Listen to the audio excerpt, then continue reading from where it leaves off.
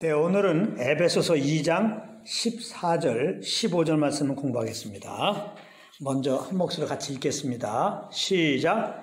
그는 우리의 화평이신지라 둘로 하나를 만드사 원수된 것 곧 중간에 막힌 담을 자기 육체로 허시고 법조문으로 된 계명의 율법을 폐하셨으니 이는 둘로 자기 안에서 한 새 사람을 지어 화평하게 하시고. 아멘. 오늘 이 말씀을 공부하겠습니다. 오늘 본문은 예수 그리스도의 십자가로 말미암아 유대인 신자와 이방인 신자가 화평케 된 것을 말씀하고 있는 내용입니다. 오늘 본문에 보면 둘로 하나를 만드사 그랬는데요. 여기 둘은 유대인 신자와 이방인 신자를 말하고 있는 것입니다. 지난 시간에도 말씀을 드렸지만 에베소 교회 내에 유대인 신자와 이방인 신자들이 있었는데 이 둘 사이는 갈등 관계에 있었습니다. 본래 유대인과 이방인들은 전통적으로 서로 원수처럼 여기는 관계였습니다. 왜 그러느냐? 유대인들은 선민의식이 너무 강한 나머지 이방인들을 개처럼 여겼습니다. 그러다 보니 이방인들 입장에서는 그런 우월의식을 가지고 있는 그들에 대하여 자연스럽게 반유대주의적 사상을 가질 수밖에 없었고, 그것이 골마서 터진 것이 히틀러 때 600만 명의 유대인 학살로 나타났던 것입니다. 그런데 이런 원수적 관계가 교회 안에도 그대로 흘러와서 갈등을 하게 되었는데 그 중심에 있는 것이 무엇이냐? 율법이었습니다. 율법. 유대인 신자들은 이방인 신자들에게 자기들처럼 할례를 받고 율법을 지킬 것을 요구했습니다. 그러나 이방인 신자들은 이런 요구를 거부했고, 그래서 교회 내에서 갈등이 생기게 된 것입니다. 오늘 본문에 중간에 막힌 담이라고 나오는데요. 이 중간에 막힌 담이 뭐냐? 율법을 말하는 거예요. 그런데 예수님께서 자기 육체로 허시고 법조문으로 된 계명의 율법을 폐하셨으니 그랬습니다. 이 의미는 죄인들에게 율법이 요구하는 죄값을 예수님께서 십자가에서 대신 피 흘려 죽으심으로 다 갚으셨기 때문에 이제 그리스도 안에 있는 자에게 율법은 아무것도 요구할 수 없게 만들었다는 것입니다. 그래서 이제 유대인 신자들과 이방인 신자들이 그리스도 안에서 한 새 사람을 만들어서 화평을 이루셨다는 거예요. 여기 한 새 사람은 교회를 말하는 것입니다. 교회.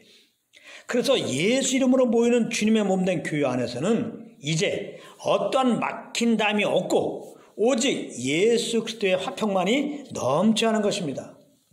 그럼에도 교회 안에 다툼이 있는 것은 다 십자가의 그 은혜를 모르고 다 자기의 의를 주장하기 때문입니다. 즉 자기의 분수를 몰라서 그런 것이다 이 말입니다.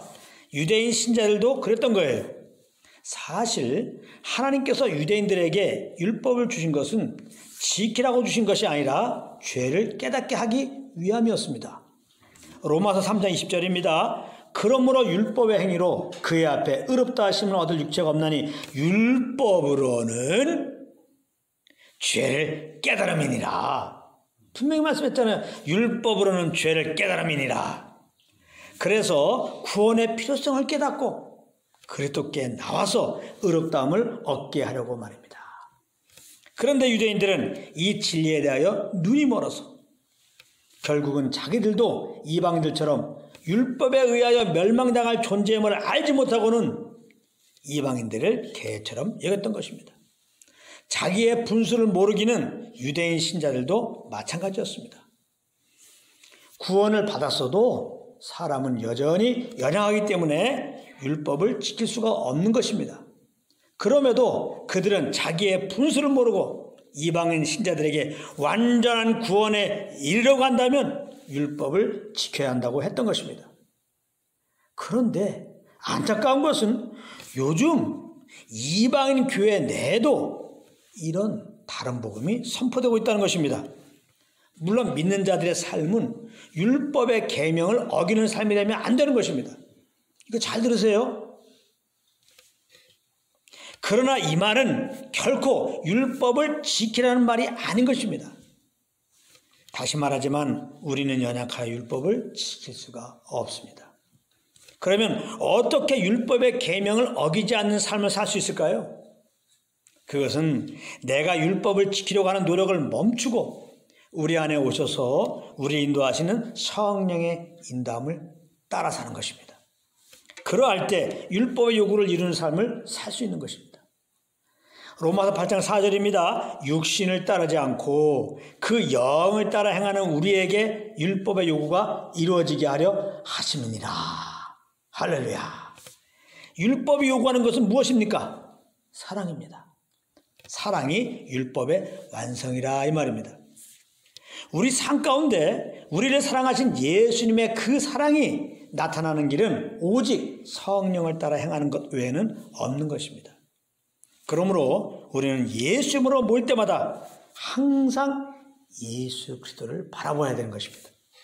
그래서 우리의 분수를 알아야 된다 이 말이에요. 예수 그리스도의 십자가 은혜가 아니었으면 벌써 멸망당했을 우리들 말입니다.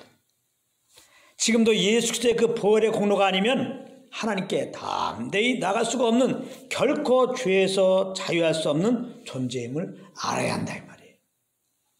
성령님은 우리가 이렇게 항상 예수만 바라보게 하시고 그 안에서 한없이 연약한 나를 발견하게 하시는 것입니다.